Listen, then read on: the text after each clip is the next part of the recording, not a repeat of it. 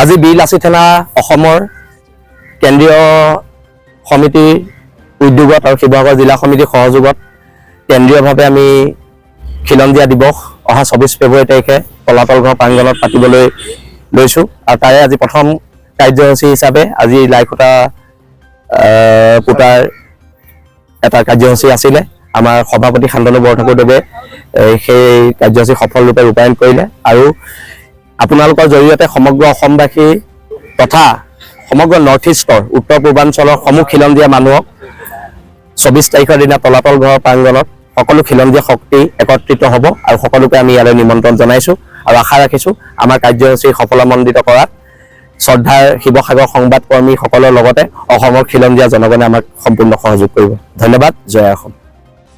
শিৱসাগৰৰ পৰা ফাৰহান লস্কৰৰ ৰিপৰ্ট, আছাম ৰিপৰ্টছ লাইভ।